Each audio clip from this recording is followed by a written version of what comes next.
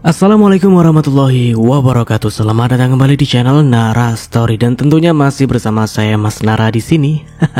Apa kabar kalian semua? Semoga selalu baik-baik saja, sehat badannya, dilimpahkan rezekinya dan dihindarkan dari segala mara bahaya. Amin. Di kesempatan kali ini saya akan menceritakan sebuah cerita drama rumah tangga dengan judul Selalu Miskin, melanjutkan dari part sebelumnya. Oke, seperti biasa sebelum ke ceritanya, bagi kalian yang belum subscribe channel Nara Story, silahkan bisa subscribe dulu lah dan aktifkan lonceng notifikasinya agar kalian tidak ketinggalan cerita menarik dari channel Nara Story. Dan jangan lupa juga untuk share and like, tentunya agar Mas Nara lebih semangat lagi untuk menghibur kalian. Oke, kalau sudah terima kasih. So just try keep up with me.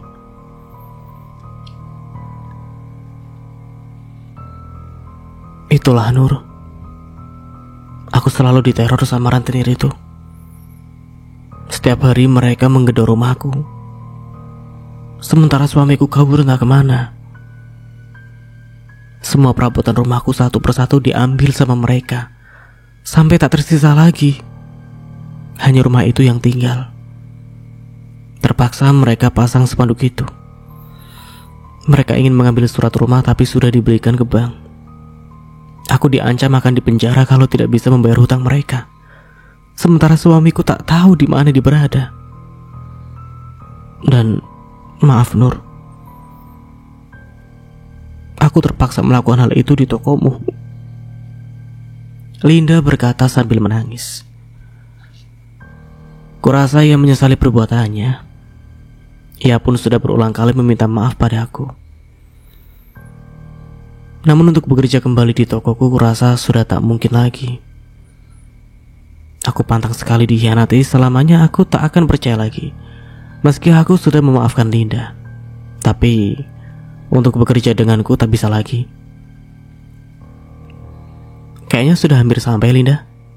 Kita sudah berada di Jalan Merpati. Iya Nur, belok kiri ya. Nanti ada rumah warna kuning, itu rumah ibuku. Oke. Aku segera memutar setir ke arah kiri, memasuki lorong yang Linda sebutkan.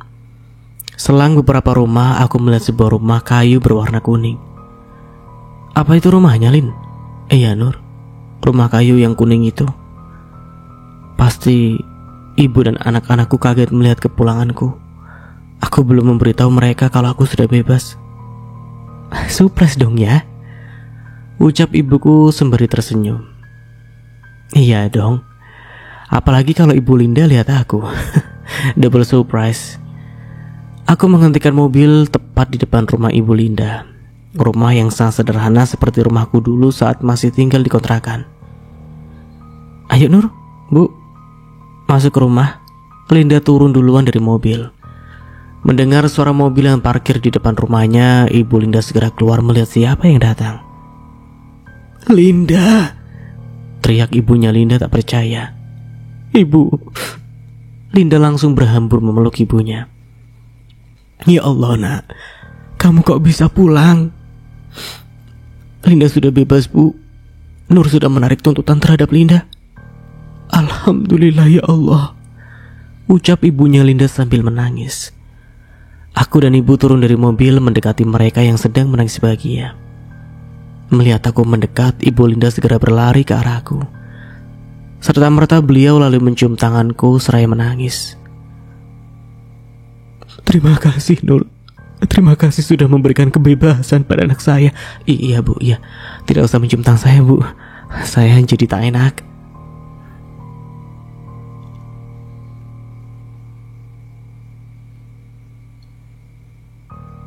Ibunya Linda mencium tanganku sambil menangis. Aku jadi tidak enak hati. Beliau jauh lebih tua dariku, tidak pantas beliau mencium tanganku. Iya Bu, udah ya. Tidak usah cium tangan saya Bu. Udah. Saya jadi tidak enak ini. Aku berusaha menarik tanganku, namun ibu ini semakin erat memegang tanganku. Kamu baik sekali Nur. Kamu sudah memaafkan anak saya Nur, dan membebaskan dia. Kamu memang berhati malaikat Nur. Kamu orang baik Nur. Semoga Allah memberikan kebahagiaan padamu Nur. Amin. Setelah mencium tanganku, ibu ini lalu memelukku. Ia merasa sangat bahagia karena anaknya bisa bebas. dan aku bisa merasakan kebahagiaannya. Ayo Nur dan Ibu, mari masuk ke dalam. Aku dipersilakan masuk ke dalam rumah ibunya Linda. Iya Bu. Begitu memasuki rumah ibunya Linda, anak-anak Linda yang baru bangun tidur segera memeluk mamanya. Mama udah pulang, teriak gadis kecil kira-kira usianya 4 tahun.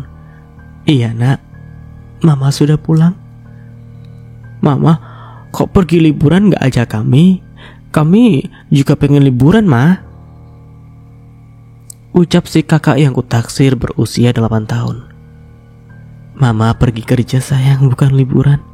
Tapi nenek bilang sama aku, Mama pergi liburan, nanti kalau sudah habis liburan baru Mama pulang. Ternyata ibunya Linda tidak memberitahu cucunya Linda di penjara. Betapa beliau menjaga mengalami cucunya agar tidak berpikiran buruk untuk mamanya. Iya sayang, Mama kerjanya jauh di tempat orang liburan. Oh, gitu ya, Ma. Besok ajak kami juga ya, Ma. Iya sayang, sini peluk Mama dulu.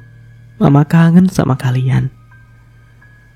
Anak-anak Linda begitu lucu dan menggemaskan. Kasihan sekali nasib mereka. Sekecil ini sudah dihadapkan pada permasalahan rumit orang tuanya. Oh ya, ini Tante Nur dan Oma Asih. Salim dulu ya. Dua bocah itu segera mencium tanganku dan juga ibu. Mereka begitu sopan dan baik. Aku jadi ingin punya satu seperti mereka. Ya, bagaimana mungkin aku punya anak seperti ini. Suami saja aku tak punya. Silakan duduk dulu Nur, Bu. Saya buatkan teh dulu ya. Ibunya Linda segera beranjak ke dapur. Aku dan ibu duduk di lantai ruang tamu yang dilapisi karpet. Begitu sederhana rumah ibunya Linda. Pasti beliau sangat kesusahan. Apalagi setelah putrinya terjerat hutang ratusan juta. Sungguh miris sekali nasib mereka. Kakak sini dulu. Kakak siapa namanya? Aku bertanya pada si sulung yang masih menempel pada Linda. Keisa, ucapnya polos. Kakak Keisa sini dulu, tante mau kenalan. Bujukku pada bocah berwajah imut itu. Keisa segera mendekat ke arahku, dia tersenyum padaku. Terlihat dua lesung pipi di wajahnya. Aduh, manis sekali anak ini. Aku jadi gemas. Kak Keisa, ini Tante Nur. Salam kenal ya, ucapku sambil menjabat tangan kecilnya. Tante, temannya Mama ya? Iya sayang. Oh ya, Tante punya hadiah buat kamu. Sebentar ya.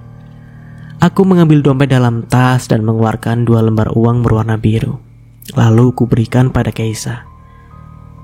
Ini hadiah buat Keisa 1 lembar, 1 lagi kasih buat adiknya ya. Makasih Tante cantik. Iya sayang.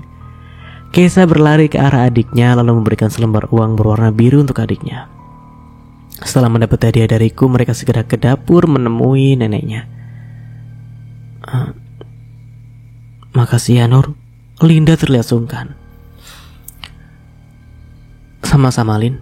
Oh ya, bapak kamu kemana Linda? Bapak lagi sakit Nur. Sudah 2 tahun ini bapak stroke. Sekarang lagi tidur di kamar. Sesekali bapak dibawa keluar sama ibu pakai kursi roda. Raut sedih kembali terlihat dari wajah Linda. Betapa malang nasib keluarga ini. Bapaknya sakit stroke.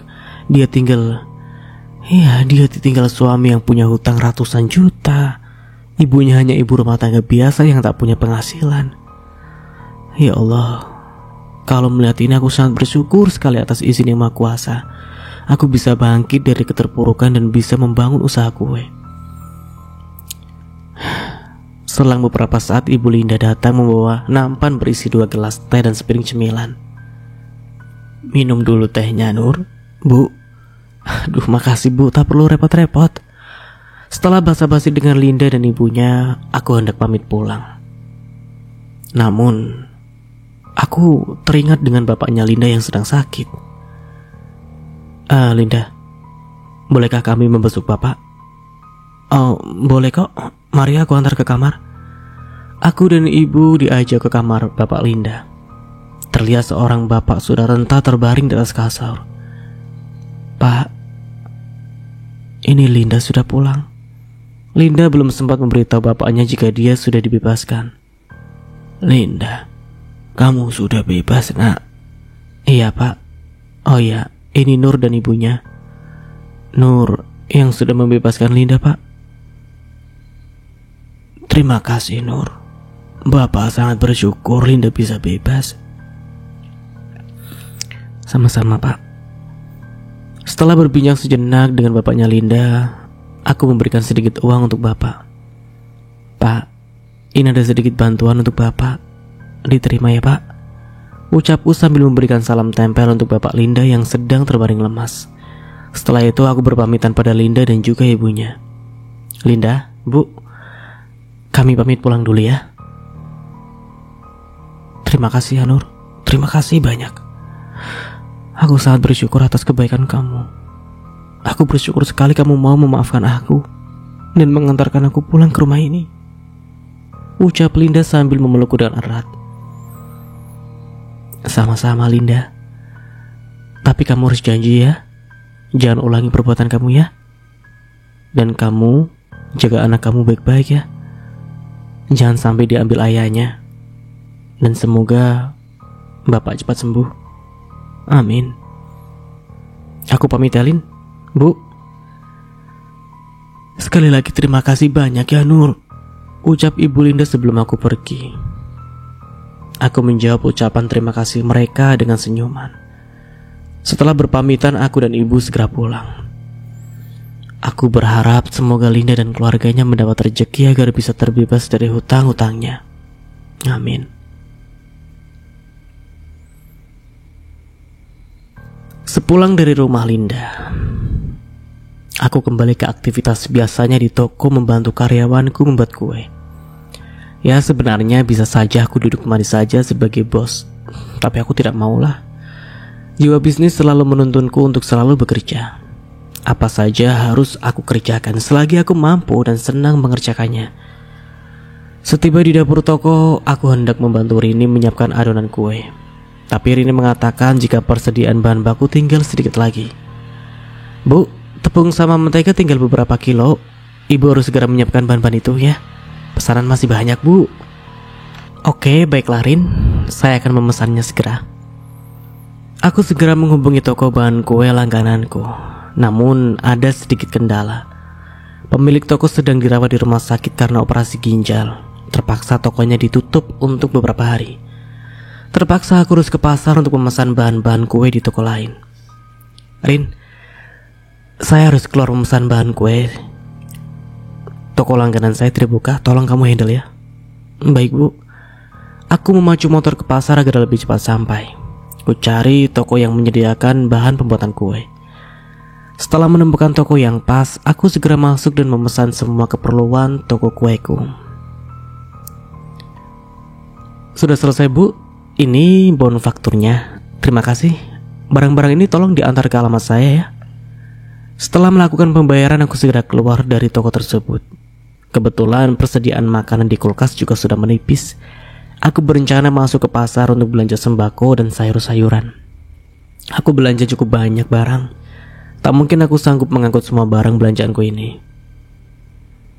Pak, bisa tolong panggilkan seorang kuli angkut barang? Saya tidak sanggup membawa semua barang belanjaan ini. Aku meminta bantuan pada penjual sembako di pasar.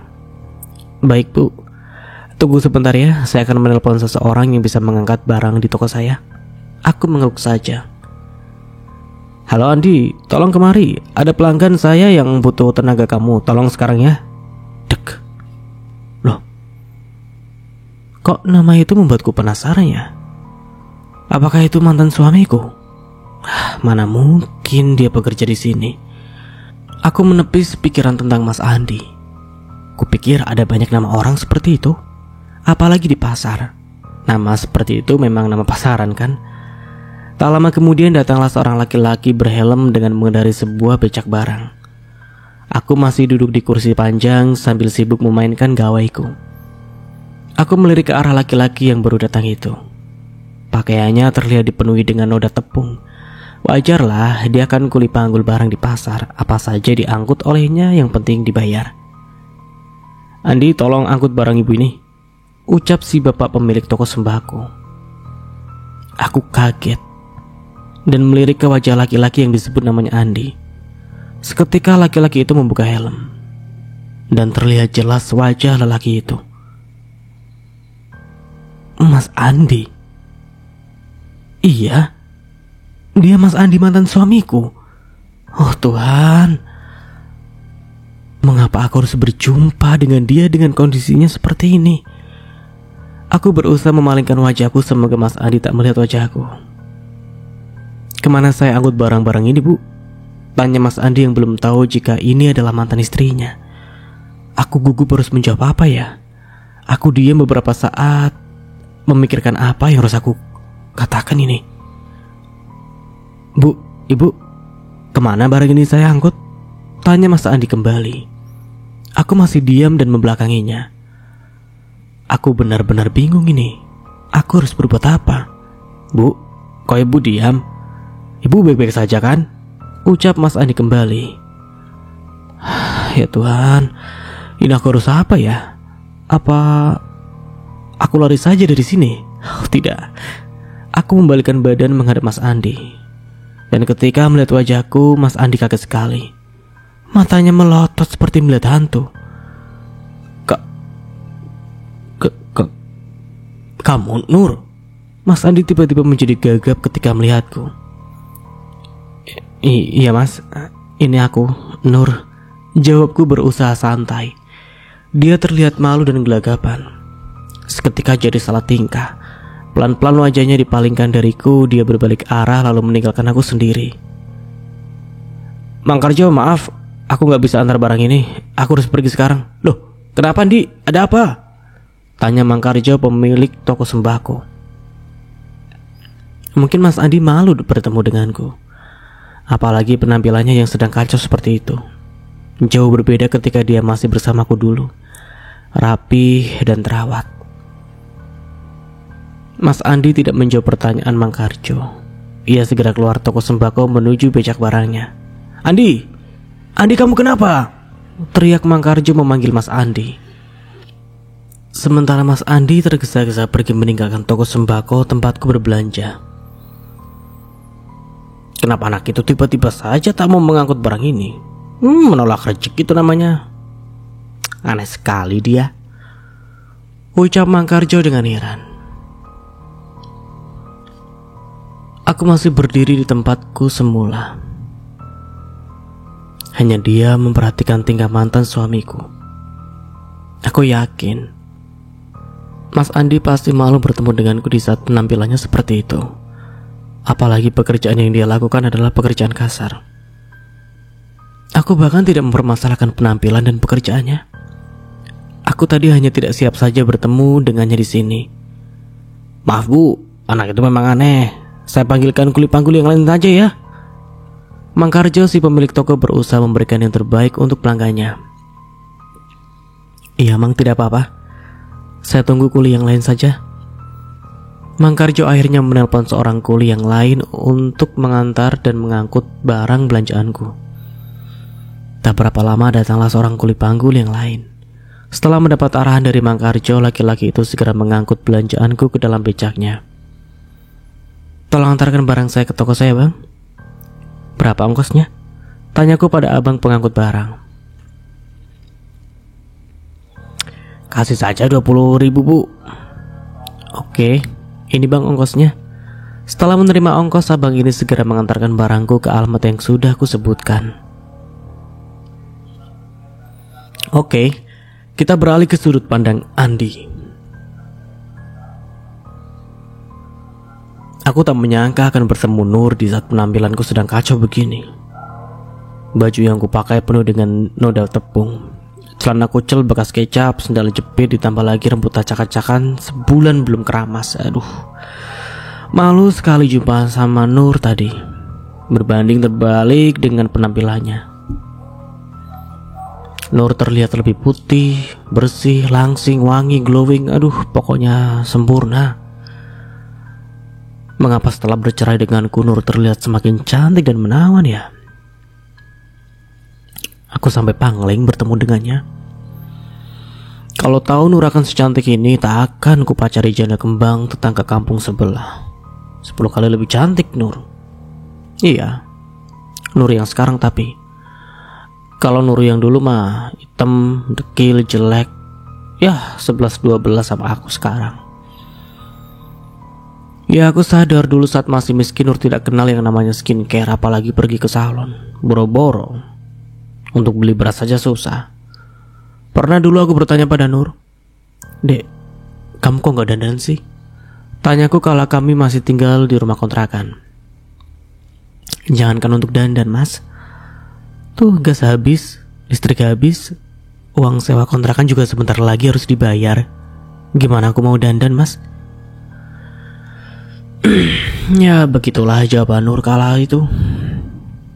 Aku sedih dan juga miris mengingat kehidupan aku dan Nur kala itu. Aku yang saat itu bekerja sebagai tukang ojek dengan penghasilan tak menentu, ditambah lagi dengan uang sewa kontrakan per bulan, membuat aku kelimpungan mencari uang. Untung Nur mempunyai inisiatif membuka usaha kue. Awalnya aku tidak yakin dengan ide jualannya itu, karena untuk modal saja aku tak punya. "Mas, Nur pengen jualan kue, boleh kan mas? Nur mau bantu mas cari uang." Ucap Nur meminta izinku memulai usaha kue. Awalnya aku ragu dan tidak yakin. Aku bahkan tidak tahu harus mencari modal untuknya dari mana. Jangankan untuk modal usaha kue, untuk makan sehari-hari saja kami masih susah. Tapi aku kaget saat Nur bilang, "Mas jangan khawatir, aku punya tabungan yang ku sisihkan dari uang belanja." Aku begitu senang mendengar jawabannya. Ternyata Nur punya tabungan selama ini. Syukurlah, aku tidak perlu repot memikirkan modal untuknya buka usaha kue. Aku mendukungnya sepenuh. Aku juga membantu membeli bahan baku untuk pembuatan kuenya. Setelah kue siap dipanggang, aku juga membantu memasarkan kuenya. Aku mencari kedai mana yang menerima titipan kue Nur. Tak hanya satu tempat, aku bahkan mencari puluhan kedai agar kue Nur bisa terjual. Alhamdulillah sedikit demi sedikit penjualan kue Nur membuahkan hasil. Nur tak hanya berjualan secara offline, dia juga menjual kuenya secara online lewat media sosial. Aku yang tak paham media sosial pun diajari olehnya. Bagaimana menjual dengan cara pemesanan melalui Instagram, Facebook, dan mengantarkan melalui ojek online. Aku yang hanya dulunya tukang ojek biasa bukan ojek online sedikit banyak mulai paham teknologi. Hingga setahun kemudian aku kaget saat Nur mengatakan ingin menyewa toko. "Mas, coba lihat tabunganku," ucap Nur kala itu dengan wajah ceria. Waduh, banyak sekali nominalnya dek. Aku kaget uang hasil tabungan Nur mencapai puluhan juta rupiah. "Iya mas, aku ingin sewa toko. Aku ingin membangun bisnis kue kita lebih maju." Aku tak percaya. Istriku yang selama ini selalu direndahkan oleh kakakku karena dia miskin dan tak berpenghasilan, kini mulai bangkit untuk membuka bisnis kue. "Kamu yakin Nur? Menyewa toko butuh modal besar. Kayaknya gak cukup uang segitu." Aku mencoba mengetes sejauh mana kegigihannya untuk membangun usaha kuenya. "Aku yakin mas, kalau uangnya tidak cukup, aku akan pinjam uang ke bank." Tapi Nur, pinjam uang ke bank itu tidak semudah itu. Kamu harus punya jaminannya. "Aku mau menjamin emas kawinku mas, yang harganya lumayan kan mas?" "Iya sih Nur, tapi kamu yakin dengan ide kamu ini?" "Aku yakin mas, ini mimpiku sejak dulu. Aku pengen punya usaha bakery. Aku akan bangun usaha bakery ini dengan sepenuh jiwaku mas." Mendengar kegigihannya membuatku bertambah semangat, dan aku berusaha memberinya dukungan agar dia semakin gigih. "Mas selalu dukung kamu Nur, selama itu dalam kebaikan." "Makasih mas, kamu sudah mendukungku. Aku yakin aku pasti sukses mas. Amin." Waktu berlalu. Usaha yang kami rintis semakin hari semakin membuahkan hasil. Tak sia-sia Nur menggadaikan emas kawinnya. Hasil keuntungannya dari usaha kue kami berlipat ganda. Dalam setahun kami bisa membeli mobil meskipun mobil second. Tapi aku sangat senang sekali. Dan di tahun kedua Nur dinyatakan positif hamil. Aku semakin bahagia, lengkaplah sudah kebahagiaanku. Namun karena tidak menjaga kandungannya, akhirnya Nur mengalami keguguran. Aku merasa sedih dan kecewa, tapi tak aku perlihatkan padanya. Nur memutuskan untuk pulang ke rumah ibunya agar bisa menenangkan diri. Dan aku sendiri di toko. Aku merasa kesepian dan frustasi, apalagi baru saja kehilangan calon bayi kami. Di tengah galaunya hatiku, aku tergoda oleh rayuan seorang janda kembang. Aku lupa pada Nur. Aku terbuai oleh pesona si janda bahenol itu. Hingga suatu hari yang naas bagiku, Nur memergoki aku jalan dengan si janda. Nur sangat marah sekali. Ia bahkan langsung meminta cerai ketika mengetahui aku selingkuh. Aku akui aku salah bermain api dengan wanita lain. Tapi aku masih mencintai Nur sebagai istriku. Aku hanya butuh hiburan saja. Namun Nur tak bisa memaafkan kesalahanku. Dia menggugat cerai aku di pengadilan agama. Aku tak terima karena aku tidak pernah mentalaknya. Namun Nur rupanya lebih pintar. Ia menyewa pengacara dan punya bukti perselingkuhanku. Aku nyaris kalah dalam persidangan, tapi aku tak boleh menyerah. Aku harus minta harta gunung gini karena itu usaha bersama. Namun Nur menolak tuntutanku. Ia berhasil mengalahkan aku yang tak punya pengacara. Akhirnya keluarlah keputusan hakim. Aku dan Nur resmi bercerai. Saat itu dunia aku rasanya sangat hancur. Aku kehilangan istri dan harta yang kubangun bersama Nur. Aku bahkan pernah meminta rujuk dengan Nur. Tapi Nur tak mau rujuk denganku. Sekali saja kau hianati aku, seumur hidupku tak akan percaya lagi. Begitu jawaban Nur ketika aku mengajaknya rujuk. Dan kini aku menyesal telah mengkhianati Nur. Aku yang salah dalam perpisahan ini. Akulah yang tak bisa menahan diri dari godaan pelakor. Maafkan aku, Nur. Aku benar-benar menyesali sekali. Dan sekarang aku menerima akibatnya. Aku tidak punya apa-apa lagi.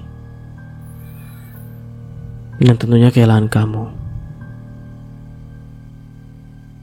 Semoga kamu bahagia. Walaupun tak bersamaku lagi. Sekali lagi, aku sangat menyesal.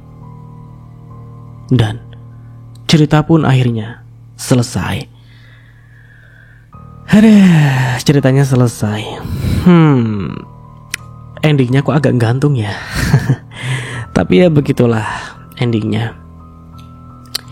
Kalau menurut Mas narasi ini sebenarnya ceritanya harusnya lebih bisa panjang lagi ya. Tapi ya begitulah, ternyata gantung di situ saja. Nurnya juga belum menikah lagi tuh. Ya seperti biasalah ya. Ambil sisi positifnya dan buang sisi negatifnya dari cerita di atas ya. Dan tentunya dari Mas Nara mohon maaf nih bila ada salah kata atau dalam penyampaian cerita. Oh ya, sebelum Mas Nara akhiri, kemungkinan gambaran buat cerita besok kayaknya ceritanya agak panas. Gak apa-apa kan ya. Tapi bulan puasa ceritanya masa panas, tapi gak apa-apa lah. Untuk hiburan semata. Oke, seperti itu saja. Dan dari Mas Nara mohon maaf ya sekali lagi bila ada salah kata atau dalam penyampaian cerita. Akhir kata, wassalamualaikum warahmatullahi wabarakatuh. Sampai jumpa di video yang lainnya, and see you. Ciao.